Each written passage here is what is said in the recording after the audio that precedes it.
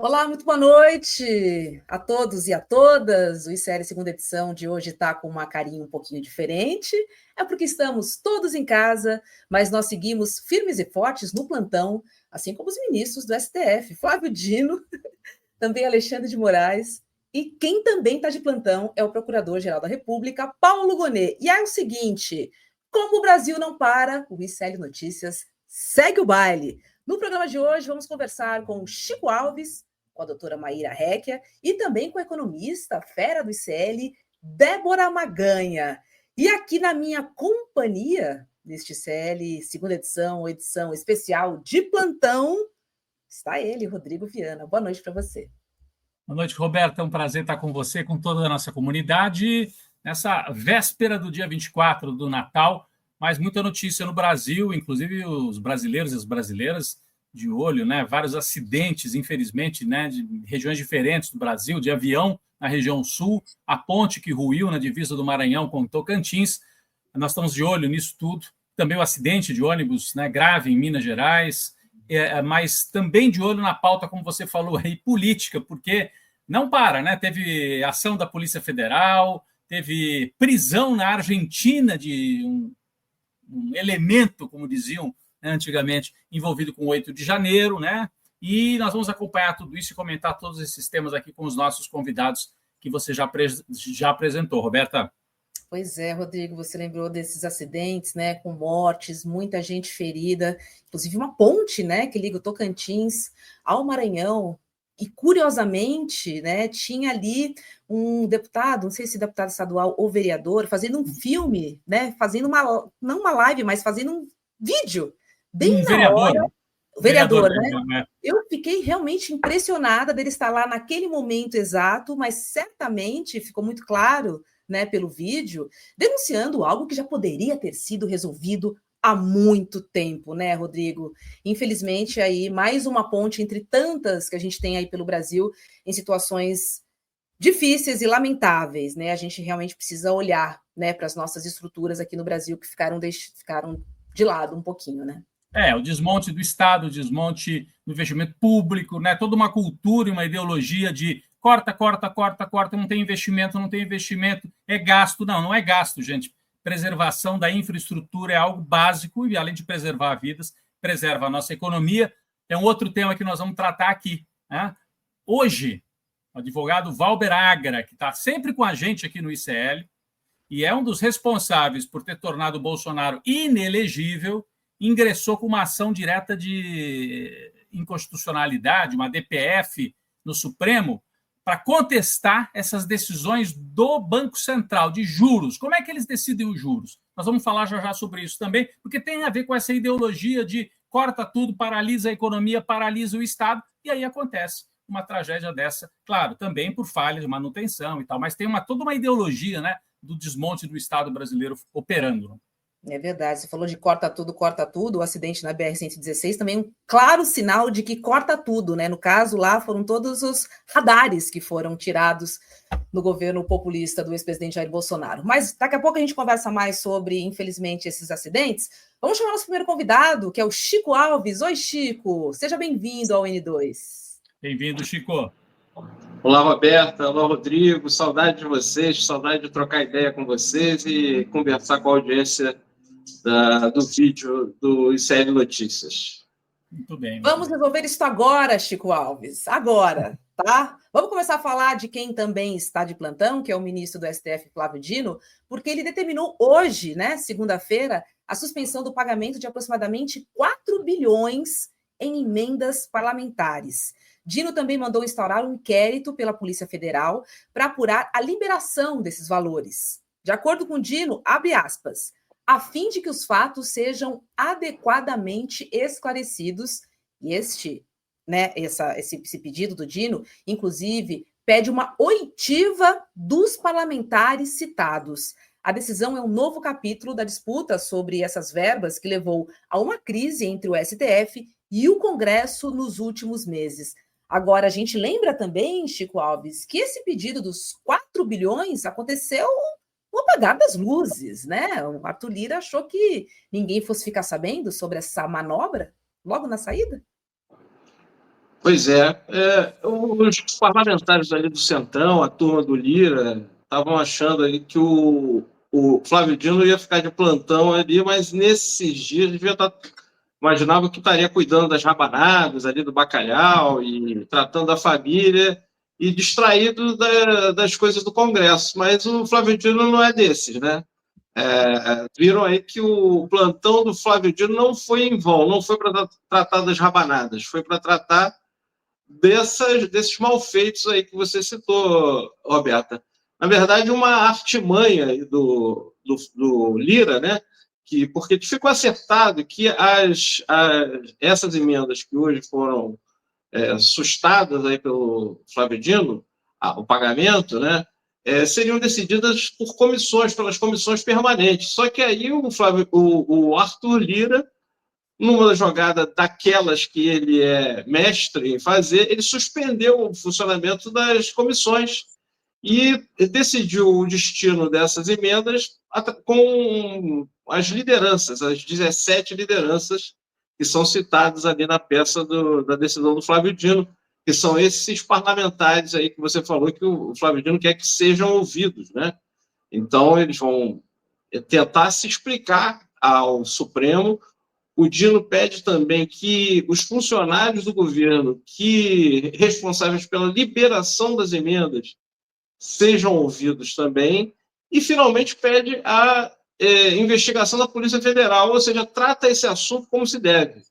É um assunto de polícia esse assunto já saiu da esfera da política há muito tempo. Isso, na verdade, são parlamentares brasileiros querendo agir na clandestinidade, quer dizer, impondo a clandestinidade a uma atividade que deveria ter a máxima transparência. Então, eu gosto muito de uma frase do Milor Fernandes, que define muito esse tempo que a gente vive. Uma frase do Milor que é: algumas vezes a hipocrisia já é um avanço. Porque quando o sujeito é hipócrita, ele fica com vergonha dos malfeitos que ele está fazendo, então ele finge ser o que ele não é. A gente está num momento em que os parlamentares que fazem essa patranha, aí, como diriam os antigos, eles não têm a mínima vergonha, e muito pelo contrário, eles querem impor e brigar, enfrentar o Supremo para manter o mal feito, para manter as emendas na clandestinidade. Assim, é um absurdo total, né? E o Flávio Dino deixou lá a árvore de Natal dele, os afazeres dele e fez o que tinha que fazer, canetou e canetou muito bem. É isso, Chico. Flávio Dino deixou o peru no forno, assando e continuou trabalhando. Agora, Rodrigo, instaurar um inquérito pela Polícia Federal para apurar a liberação desses valores é bem interessante nessa decisão do Flávio Dino, hein? Acho que ele escancara o jogo, né? O Flávio Dino tem se mostrado um personagem que toca e que está presente nos temas fundamentais no Brasil nos últimos 2 para 3 anos. Então, ele esteve presente no enfrentamento ao 8 de janeiro, fez o enfrentamento, não fingiu de conta que aquilo foi uma ação de 3 locados, não.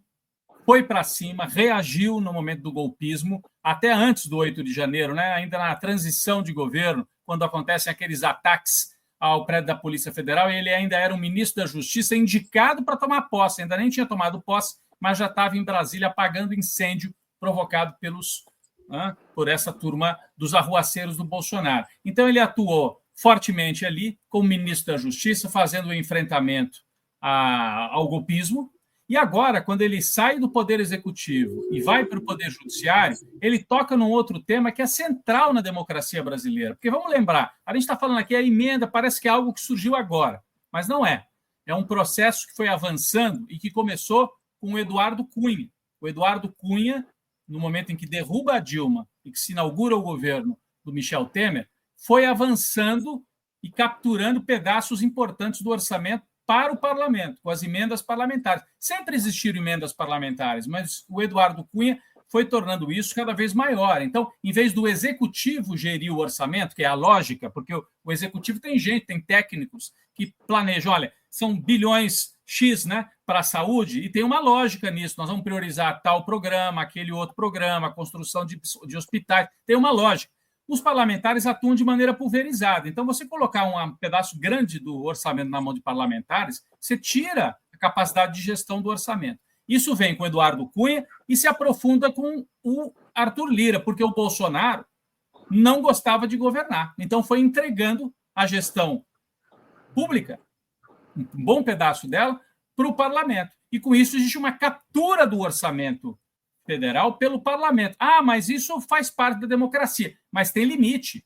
Além de você não poder deixar que isso tenha um tamanho muito grande, você tem que ter princípios. Você não pode um parlamentar fazer a emenda e a gente não saber quem é que assinou, com que objetivo. Né? Era um salve-se quem puder, um vale tudo. E o Flávio Dino colocou um freio, e isso aí tem tudo a ver com a grande disputa política no Brasil, para saber se o Centrão vai ter o poder na mão ou se é o governo Lula, essa frente de centro-esquerda que ganhou a eleição e que vai governar. Então, é uma disputa fundamental e que hoje está na mão do Flávio Dino. É mais um capítulo de uma disputa muito maior e que já dura 6, 7, 8 anos. Os governos Temer e Bolsonaro aceitaram e entregaram, né, a gestão do orçamento para o Centrão. Agora, existe uma tentativa de fazer isso recuar. Está difícil e gera muita instabilidade, porque o Centrão, né, joga todo o seu peso para deixar o governo nas cordas, né? O que a gente viu nos últimos dias. Só aprova o pacote do Haddad se liberarem as emendas. Então, é uma chantagem permanente. É muito difícil desmontar isso e o Poder Judiciário, o Flávio Dino, cumpre um papel central nisso, Roberta e Chico. Ainda mais no mês, né, de dezembro, que era um mês que o governo precisava liberar muitas PECs, né, o ajuste fiscal, enfim, corte de gastos, era um mês fundamental para o governo, né? E aí eu fiquei pensando um pouco, Chico, o governo já entendeu, né, que ele já tinha conhecimento que era uma manobra, penso eu, do parlamento, mas ao mesmo tempo ele não podia barrar naquele mês de dezembro. Você acha que passou pela cabeça, né, do governo federal, a gente libera e lá para frente a gente resolve, uma vez que dezembro é um mês que a gente precisa dessas aprovações, Chico? O que você acha? Eu acho, Roberta, que depois que o ministro Flávio Dino mostrou que estava querendo enfrentar essa questão como nenhum outro ministro enfrentou antes, acho que a partir daí o governo já começa a ter esse fator, levar esse fator em conta, no cálculo, né? Ele fala, não vou me desgastar aqui tanto, vou tentar aqui negociar da forma que for. Inclusive, nesses 17 líderes partidários aí, que decidiram, em tese, a liberação das emendas, é bom ver, imagino, me parece que está lá também o líder do PT, né?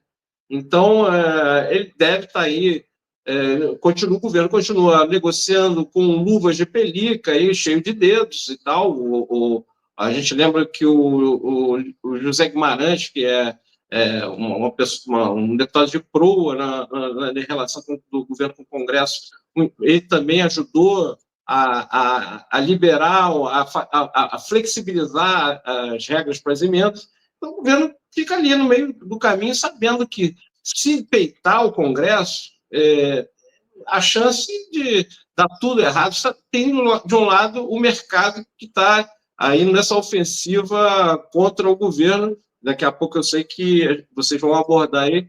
E, do outro lado, tem o Congresso atacando. Então, assim, o governo não está exatamente numa condição de enfrentar o Congresso nessa questão. E eu concordo com o Rodrigo, essa é a questão central hoje da política brasileira. Acho que o Flávio Dino não devia estar sozinho. Se há algum motivo de mobilização, não sei se mobilização nas ruas, mas mobilização nas redes sociais, em abaixo-assinados, em manifestos, a favor de uma causa, essa causa de fazer o orçamento voltar a quem deve geri-lo, é uma causa muito, muito importante, talvez a mais importante. Só para terminar, quem diz que fica justificando a liberação de emendas nesse vulto para os parlamentares, diz que isso é coisa da democracia, mas a democracia, o nome já diz, o executivo é o governo federal, que é liderado pelo presidente Lula. Então, quem executa, quem deve executar a maior parte, pelo menos, do orçamento, e não há dúvida quanto a isso, é o governo e não o Congresso.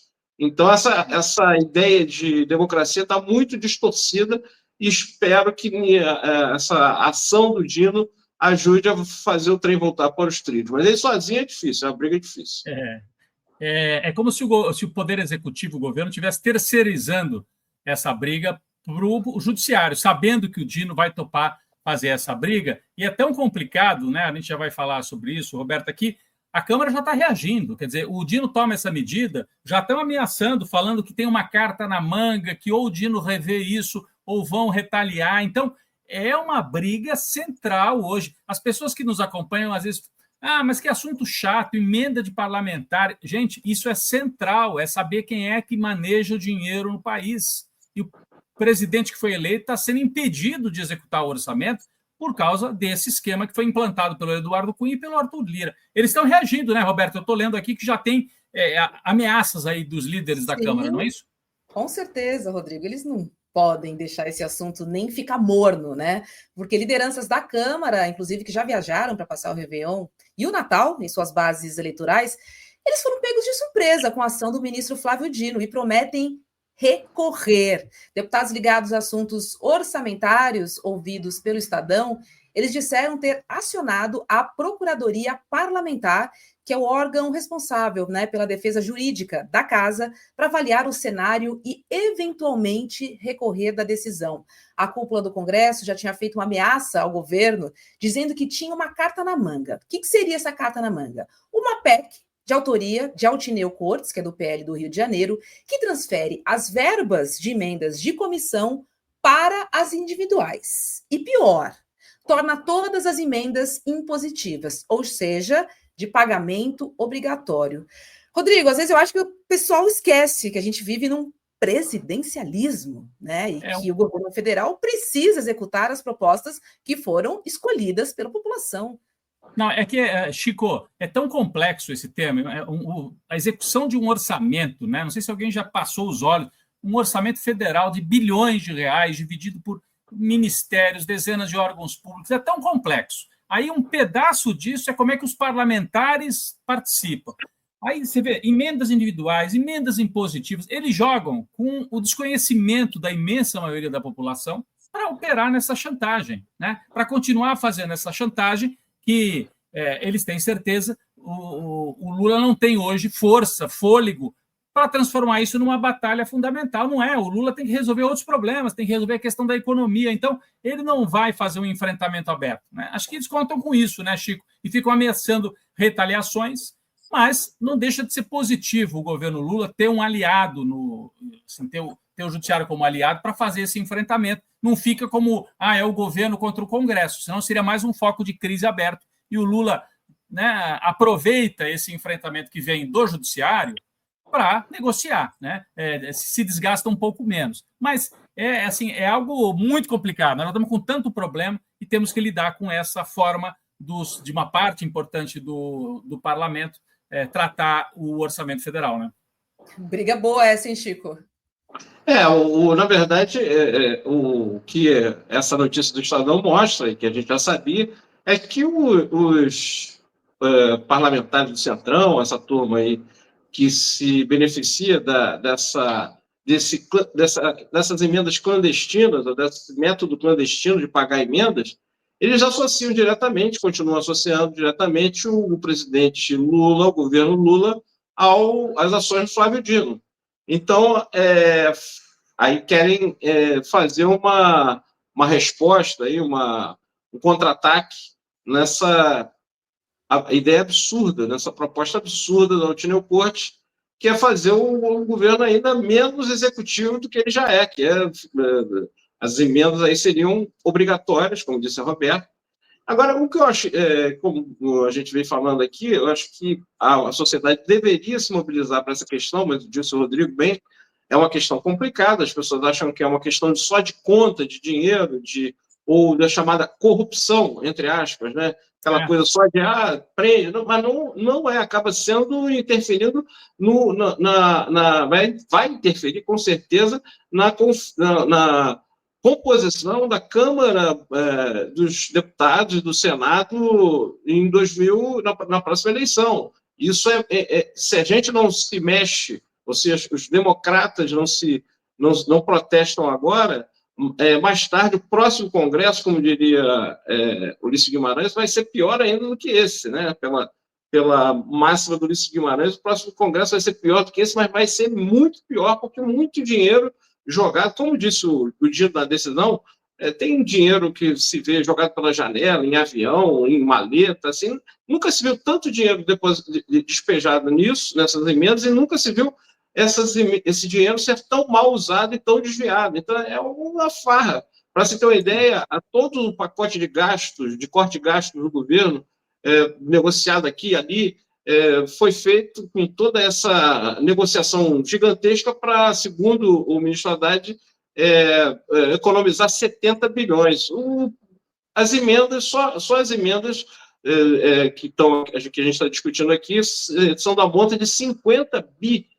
Então, assim, é uma quantia desproporcional. E só para terminar, eu acho também que colabora um pouco para turvar o debate, Rodrigo e Roberta, a forma como nossos colegas da imprensa abordam essa questão. Porque essa notícia aqui, sempre que eu falo de algum colega, eu sempre digo, eu não sou ombudsman de ninguém, mas assim, a gente dá os pitacos, óbvio, né? Que a gente é leitor também, e tudo é criticável, né?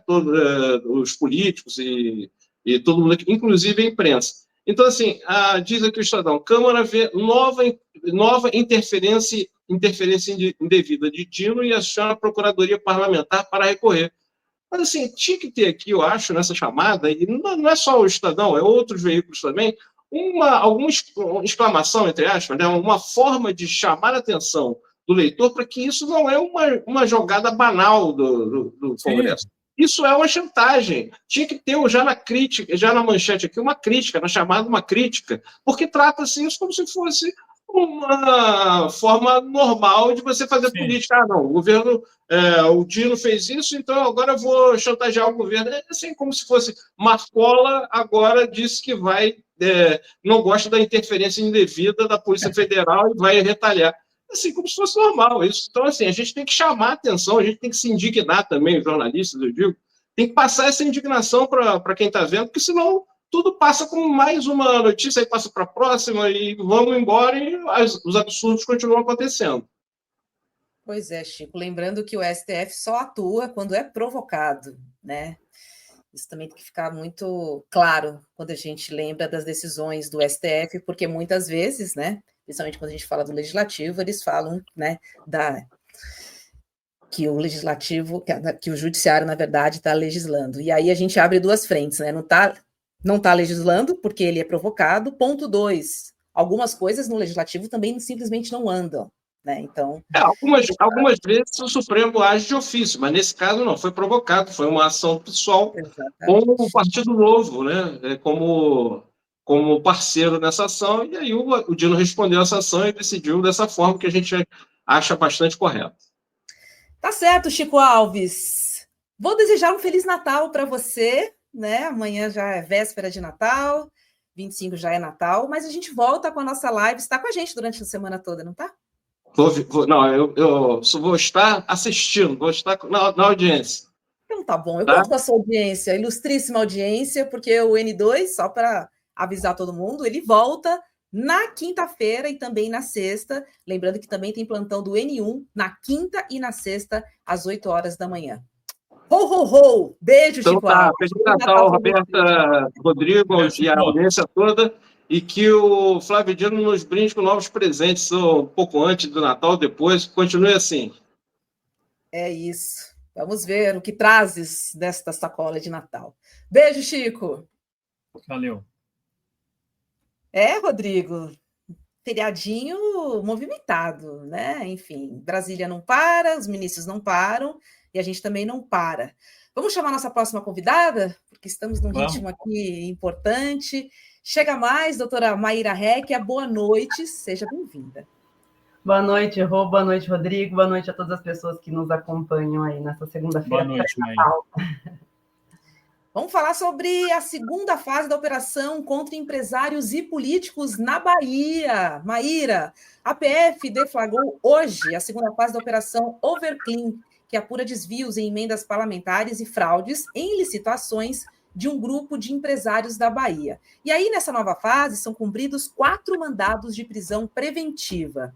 Dentre os alvos estão o vice-prefeito de Lauro de Freitas, o Vidigal Cafezeiro, que é do Republicanos, e o secretário de Mobilidade Urbana da Prefeitura de Vitória da Conquista, o Lucas Dias. A investigação colheu indícios de que eles receberam pagamento, ou seja, de propina, né? Não pagamento, receberam propina do grupo de empresários, de um grupo de empresários. Doutora Maíra, explica mais para a gente, por favor, um pouquinho mais detalhes sobre essa segunda fase da operação lá na Bahia, hein? Pois é, Rô, assim, a gente, acho que é um pouco do que você estava trazendo, que nada para no Brasil, né? É lamentável a gente ver e testemunhar tantos mandados de prisão contra pessoas que representam o povo, que deveriam estar ali, no executivo especialmente, né, atuando em prol daqueles que depositaram naquela pessoa, nesse caso o vice-prefeito, o seu voto. Mas, lamentavelmente, o que a gente vê aqui é um escândalo nessa operação que foi deflagrada, da envergadura de 1,4 bilhão de valores que foi colocado em fraude em licitação, lavagem de dinheiro, as alegações também são de peculato, corrupção ativa e passiva. Assim, é uma gama de pessoas, pelo que eu pude acompanhar, são 4 que foram presos, né, através de uma prisão preventiva, que a gente tem lá a previsão no artigo 312 do Código de Processo Penal, mas tem uma gama de pessoas envolvidas. Dentre uma delas, olha que curioso e que lamentável também, o secretário de Vitória da Conquista, há pouquíssimo tempo atrás, presidia uma comissão da OAB que era de combate à corrupção. Então, imagina, né, a que ponto nós chegamos. Essa operação, ela visa, então, apurar essa organização criminosa, apurar essa fraude na licitação, nessa envergadura de bilhões, apurar essa questão da corrupção desculpativa e passiva, peculato, lavagem de dinheiro, e agora eles ficam presos aí na prisão preventiva, né? Não tem prazo a prisão preventiva, ela é diferente da prisão temporária, onde você tem um prazo pré-determinado, que ele pode ser abastecido por uma única vez. A prisão preventiva é para colheita de provas, para assegurar a garantia da aplicação da lei, da ordem pública, e por essa razão, até que sobrevenha alguma outra decisão revogando a prisão preventiva, eles continuam aí detidos para que a investigação possa transcorrer na maior normalidade. A operação é desse superfaturamento de obras, e aí eu venho um pouco no esteio do que vocês estavam trazendo antes, que não só na fraude de licitação, mas também no repasse das emendas, né? Então, para onde está indo esse dinheiro? O que está acontecendo? Que não chega na população, mas chega nessa organização criminosa que aí pratica tantos crimes para se apropriarem de dinheiro público e não dar a devida destinação para esse dinheiro. Só lembrando, doutora Maíra, bem-vinda aqui à nossa transmissão nessa véspera de Natal, que o personagem central dessa investigação, ou um deles pelo menos, é muito ligado ao esquema do ACM Neto, né?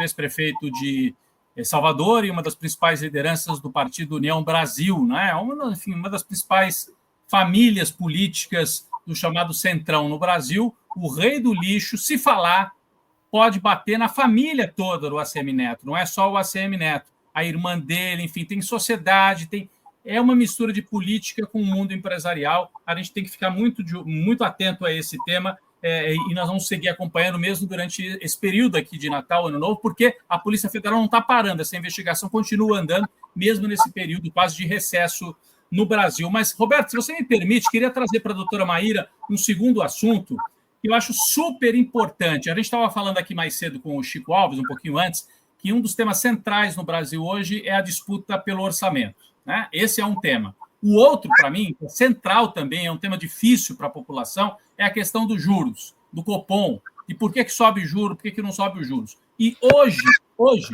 o PDT ingressou com uma arguição de descumprimento de preceito fundamental. É um palavrão, assim, né? Uma ADPF contra a ata do Copom, que elevou a taxa básica de juros da economia para 12,25% ao ano. A petição é assinada pelos advogados Nara Cisneros, Lucas Gondim, Daiane Rodrigues e Valber Agra. O Valber Agra, a gente recebeu já várias vezes em transmissões aqui, então eles estão em nome do PDT ingressando com esta ação. Tem 60 páginas, eu li agora há pouco essa ADPF, em que eles pedem que o Supremo atue junto ao Copom e obrigue o Copom e o Banco Central a agir de acordo com a Constituição brasileira. Olha, fica parecendo assim, como a justiça vai ingressar num debate que é técnico? E é aí que está o centro dessa discussão, Roberta, porque o PDT, através do Dr. Valber Braga e os outros advogados que ajudaram a compor esta ação, estão argumentando que não se trata de um debate meramente técnico, é um debate político central que tem que seguir a Constituição brasileira. Eu conversei agora há pouco, doutora Maíra, com o próprio Valber Agra. Então, é uma DPF que foi encaminhada para o presidente do Supremo, o Barroso, o ministro Barroso, e eles não pedem liminar, viu, Roberta? Não é assim para ter liminar, para ter um resultado que depois seria cassado. Eles pedem um debate no plenário do Supremo.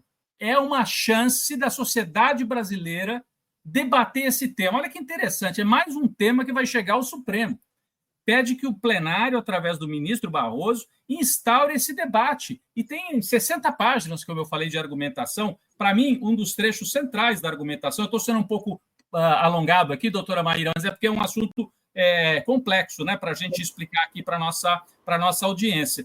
Um dos pontos centrais, Roberta, desta ação, né, que o Valber Agra e outros advogados entram no Supremo, né, representando o PDT, é o seguinte: o aumento da taxa Selic, abre aspas, ainda que apresentado como medida técnica de política monetária, revela-se como um mecanismo de captura estrutural do orçamento público, de novo orçamento, com implicações profundas para a democracia social e econômica. E daí eles pedem, portanto, o doutor Valber Agra me explicava agora por telefone, que se abra um grande debate e que se obrigue o Banco Central a seguir a Constituição. Não pode seguir ficar caçando só a meta de inflação. E os outros, desemprego, é como se fosse um detalhe. Você gerar desemprego, gerar recessão é um detalhe.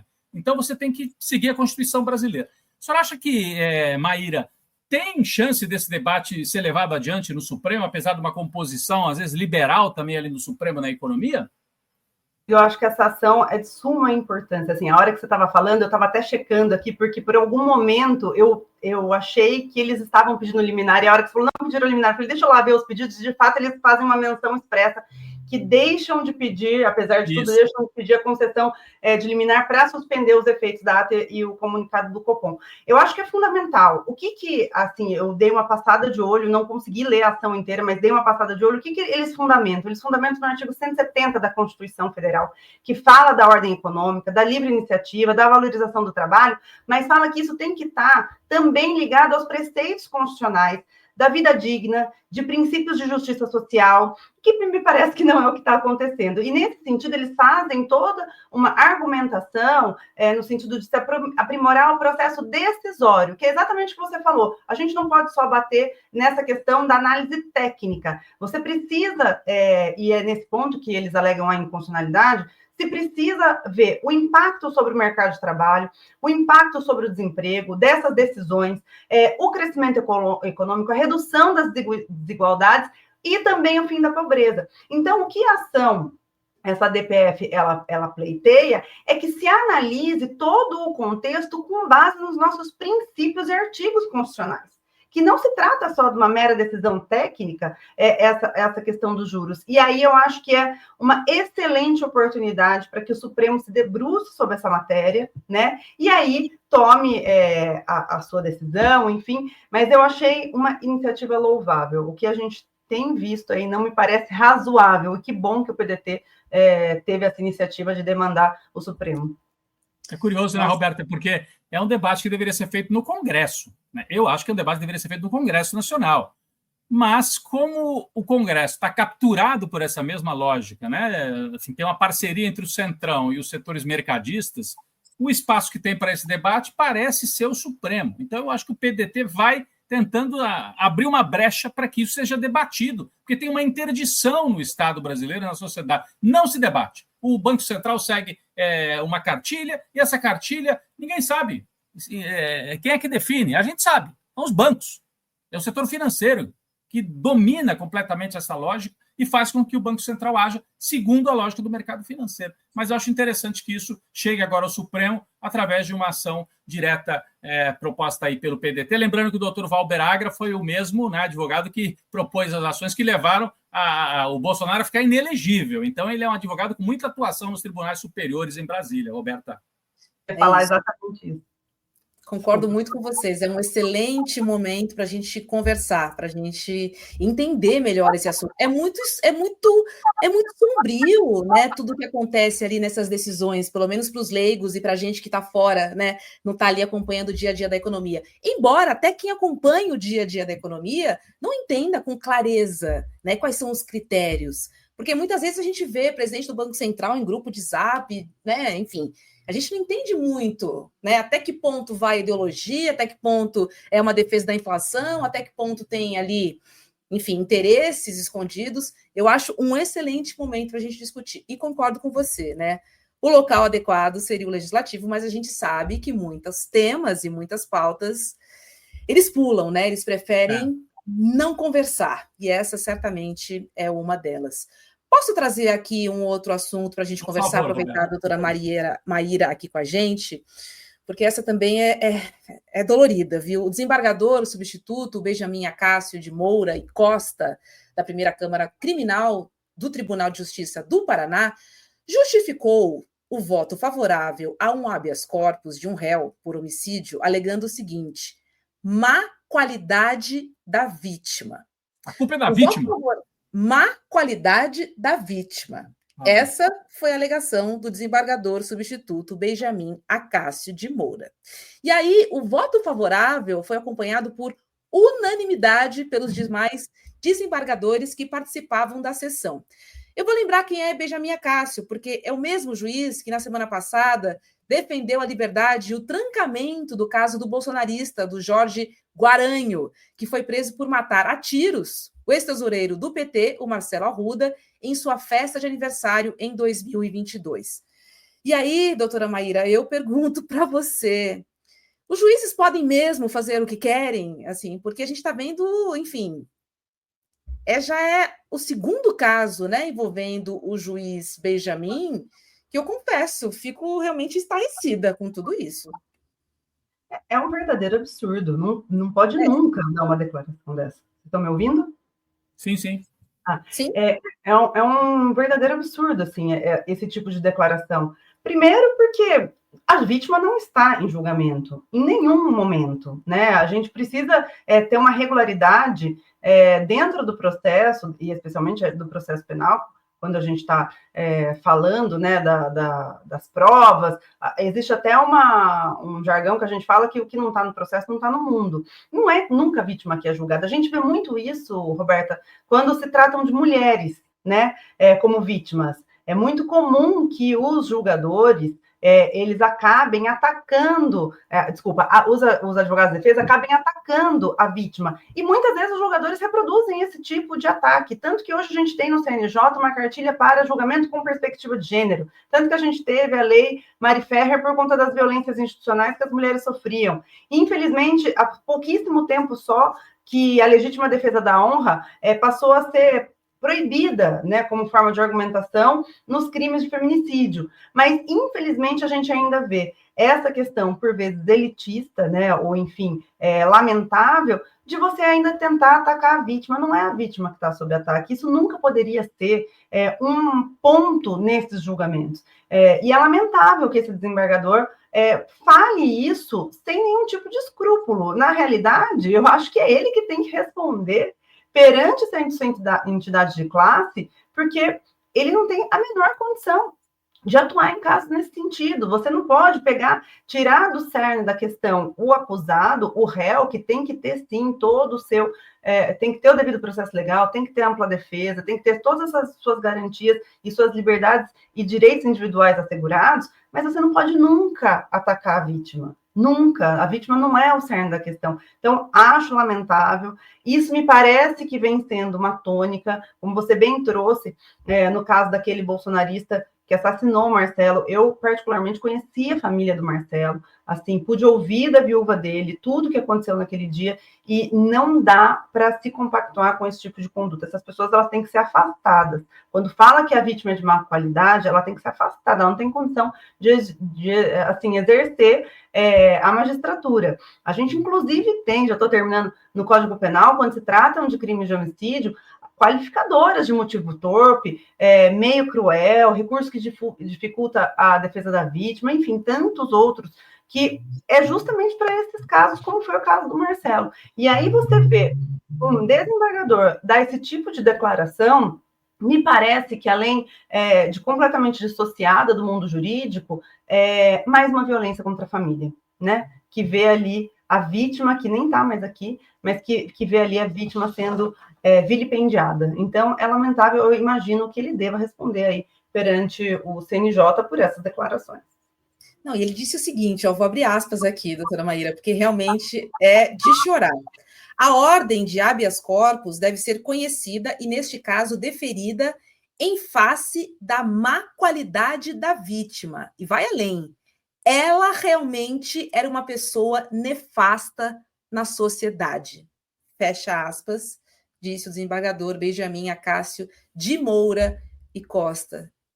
Juro. Às vezes eu leio alguns depoimentos que eu não acredito que as pessoas tiveram coragem, não só de falar, como deferir. É realmente chocante. Pois é, eu acho que, com devido respeito ao desembargador, a decisão de Sua Excelência deve ser também reformada face à péssima qualidade do voto. Então, nesse sentido, penso que o Tribunal Superior deve reformar, né? Porque isso, de fato, não é argumentação jurídica que possa atrair qualquer tipo de consequência. Tá certo, doutora Maíra Réquia, vou desejar um ótimo Natal para sua família toda e nos vemos aqui no ICL. Obrigada pela parceria, por estar conosco nesse ano todo de 2024 e seguimos juntas, firmes e fortes aí em 2025. Um beijo. Obrigada, Rô. Obrigada, Rodrigo. Um Feliz Natal para vocês, para a família de vocês e para todas as pessoas que nos acompanham. E até ano que vem, todos juntos e unidos. Um beijo. Obrigado. Tchau, tchau. Tchau, tchau. Rodrigo, estamos em ritmo frenético, são 20 para 7 da noite, e eu vou chamar nossa próxima convidada. Posso chamar? Já está Claro, de volta, já? por favor. Chega mais, Débora Maganha. Boa noite para você, seja bem-vinda, querida. Boa noite, Débora. Boa noite, Roberta. Boa noite, Rodrigo. Boa noite a todos e todas que estão nos assistindo. Débora, olha só, a gente acabou de comentar e falar um pouquinho, né, com a doutora Maíra, sobre a ADPF, que o PDT moveu contra a ata da última deliberação do Comitê de Política Monetária, também conhecido como Copom, que elevou a taxa de juros, né, para 12,25% ao ano.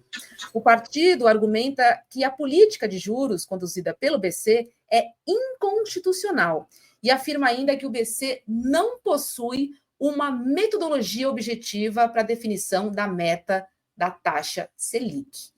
Queria te ouvir sobre essa metodologia. Você que é uma economista, que está de olho, que conhece tudo.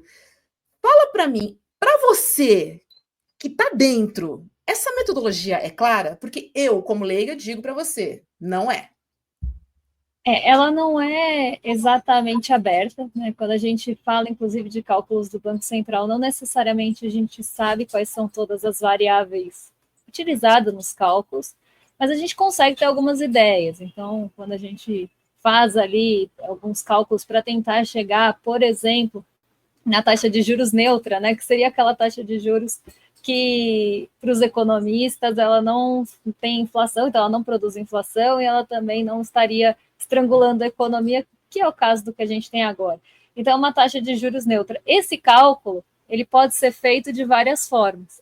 E a gente tenta entender, ou tenta até buscar a metodologia do Banco Central, apesar dela não ser aberta. Então, a gente não sabe, de fato, qual que é o cálculo que o Banco Central faz com todas as variáveis que ele usa. mas a gente tenta como se fosse aproximar quando a gente calcula a taxa de juros neutra. Só que nessa, né, de calcular a taxa de juros neutra, é quase como calcular o PIB potencial, que também é um outro ponto que se fala muito, né, quando se fala em cálculos econômicos, e agora está super na moda, está todo mundo falando que o Brasil está crescendo acima do potencial, e por isso a gente teria uma pressão inflacionária.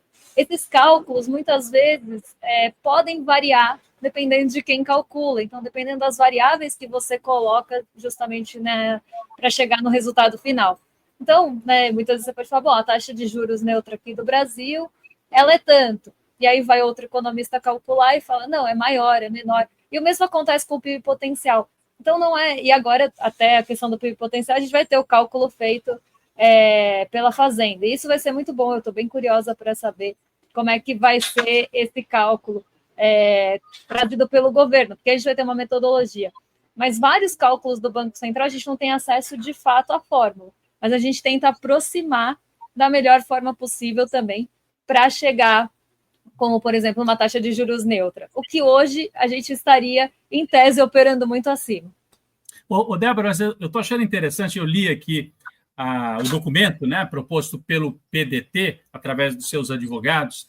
Tem vários trechos interessantes em que eles procuram fugir do debate puramente técnico e dizer aqui tem uma decisão que ela é política, ela interessa à sociedade brasileira e ela tem consequências, muitas vezes danosas, ao se basear só na questão da inflação, supostamente, né? O Banco Central está preocupado com a inflação sem levar em conta outras variáveis da economia e outros dados da sociedade brasileira. Por exemplo, um trecho dessa ação proposta pelo PDT.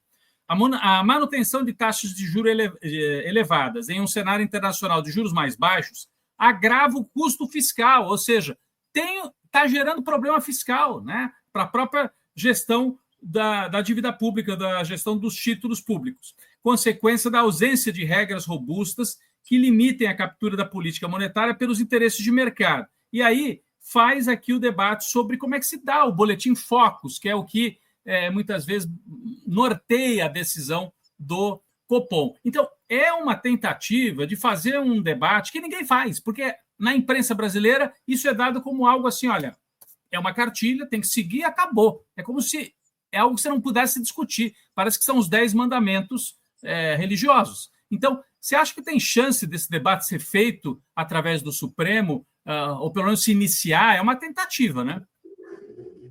Eu acho que assim, tem uma questão aí que é também muito discutida, né, que é em relação a não interferir em políticas monetárias, então não interferir diretamente em condução de política monetária.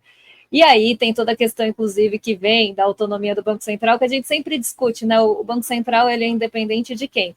Ele é independente do governo, mas ele não é independente do mercado financeiro, e isso está ficando cada vez mais evidente.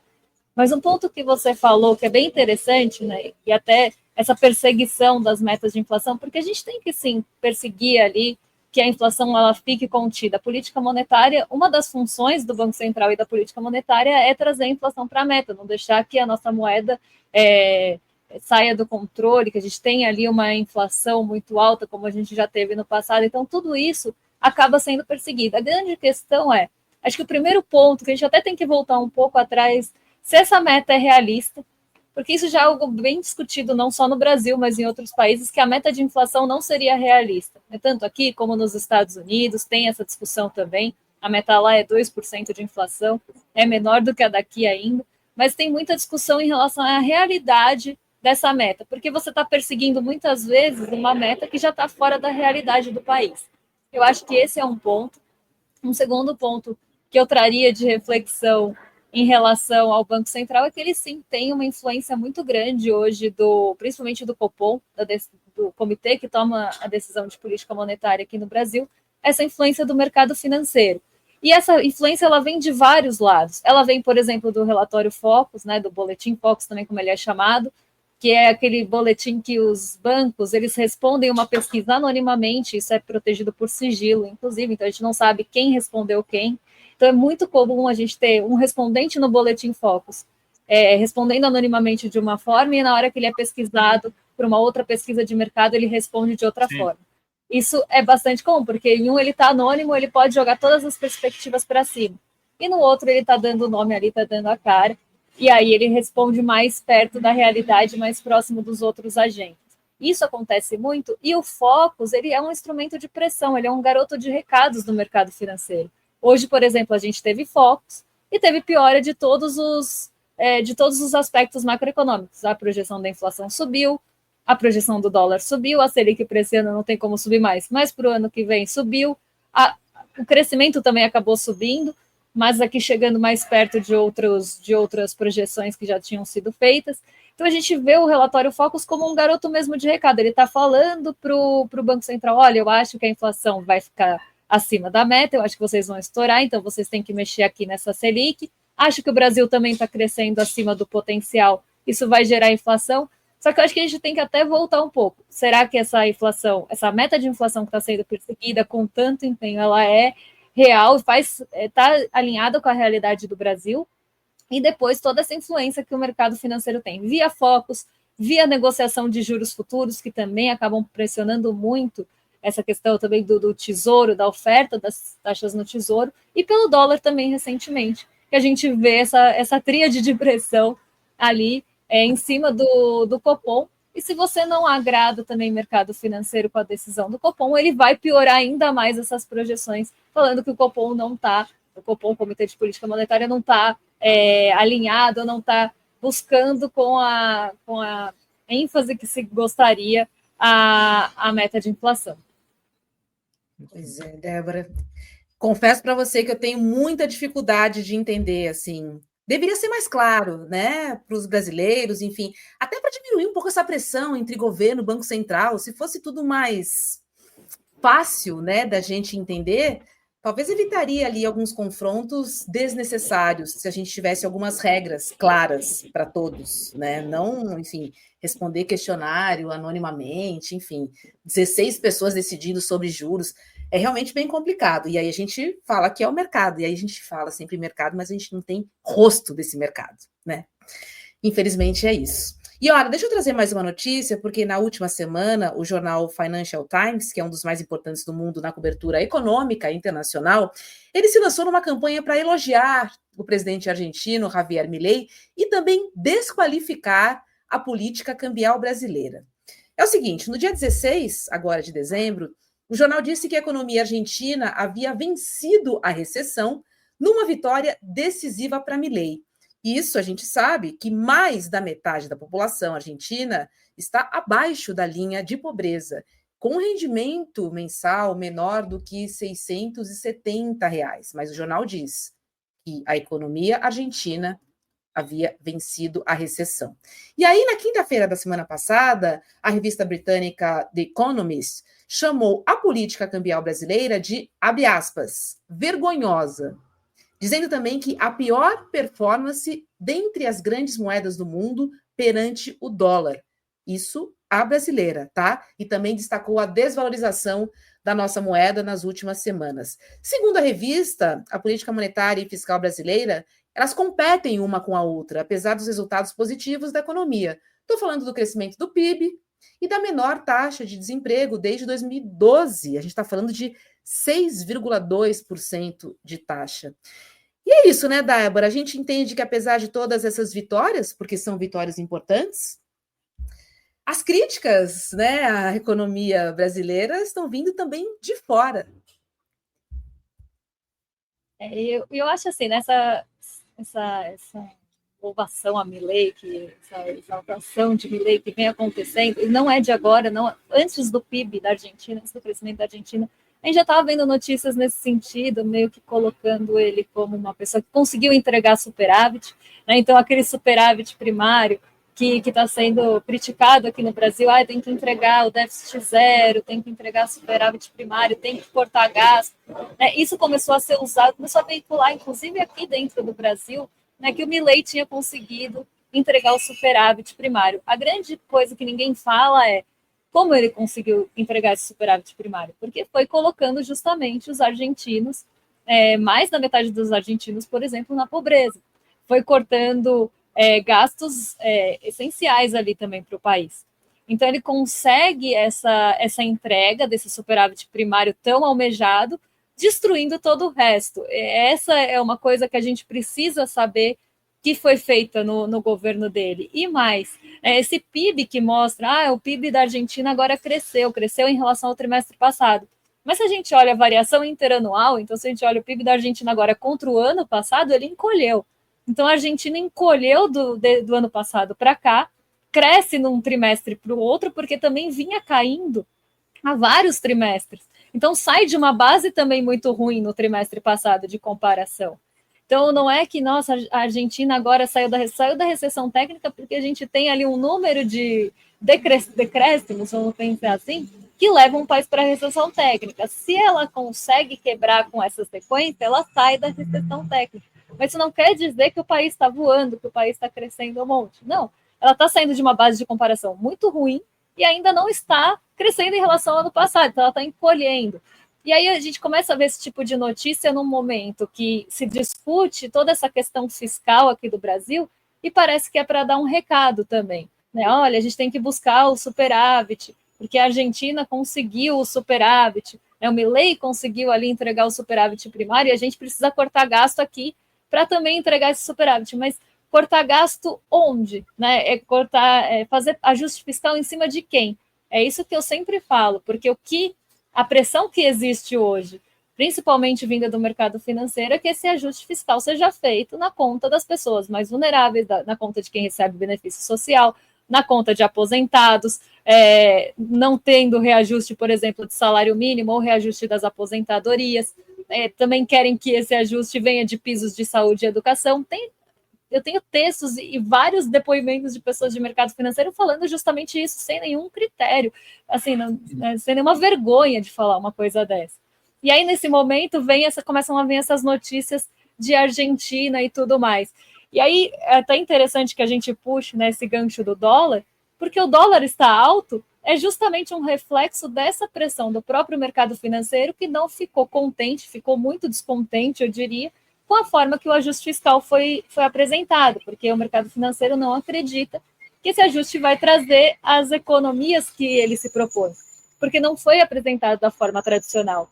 Então você começa a ver notícia também, o dólar está muito alto no Brasil, a moeda brasileira foi a que mais se desvalorizou. Tá, mas por que ela mais se desvalorizou? Porque o mercado financeiro está indo para o dólar, né, deixando o real, então ele está vendendo o real e comprando o dólar, para buscar, segundo o próprio mercado, uma proteção, mas na verdade também é uma forma de pressão para mostrar esse descontentamento, porque se ele está tão desacreditado da nossa moeda no futuro, é porque alguma coisa descontentou, alguma coisa não foi do agrado. E o que não foi do agrado? Justamente essa proposta do ajuste fiscal, não da forma que se esperava, só na conta da população, eu diria. Então entram outros fatores novos que o mercado não acredita que vai trazer o ajuste. E é o que eu sempre falo, né? É um fiscalismo seletivo, porque ninguém quer também abrir mão dos benefícios, ninguém quer abrir mão do benefício tributário, ninguém quer discutir desoneração de folha, ninguém quer discutir juros sobre capital próprio, ninguém quer discutir emenda crescendo abaixo do arcabouço. Todo mundo quer que o ajuste fiscal seja feito, mas ninguém quer que seja no bolso. E aí quem não tem poder político ou econômico, que acaba no final normalmente estourando a corda para o lado.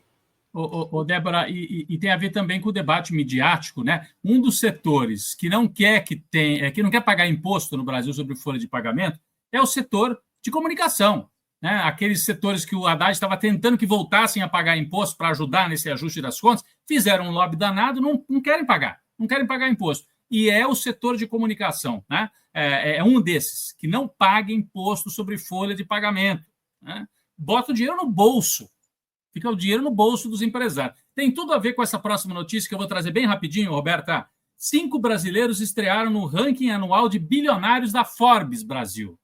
São nomes ligados a vários setores, vários setores da economia, agronegócio, tecnologia, bancos, transportes.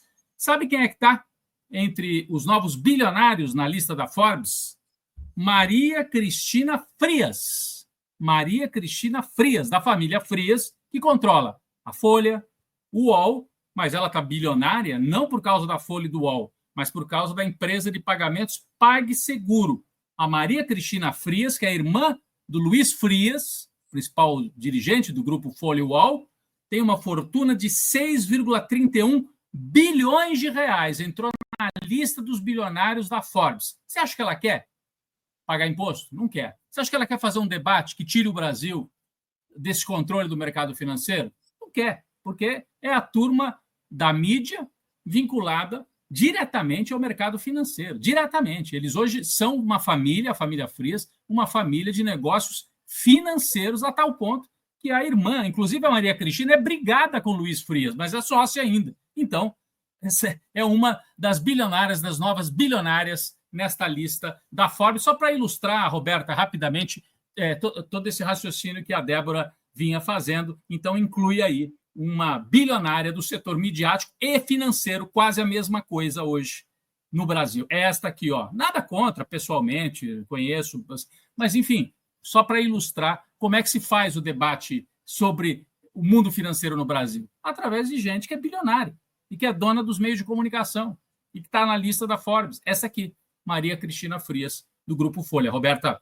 Pois é, falando em bilionários, só vou acrescentar aqui, porque temos aí os bilionários por herança, Rodrigo, e o grupo é formado por jovens com menos de 30 anos, que são donos de grandes fortunas. E aí, em comum, né, eles têm o fato de que seus bens vieram de heranças, algo que não ocorria desde a edição de 2009 desse levantamento. Então, assim, vamos taxar as heranças também, né? Enfim, a gente entende que existe aí toda uma oportunidade em quem tem muito dinheiro. Estou falando de super ricos, de bilionários, né? É daí que o governo federal precisa olhar e é daí que ele precisa conseguir tirar. Mas a gente sabe que chega no parlamento e há uma trava e, como você disse, um lobby muito grande. Então, é isso.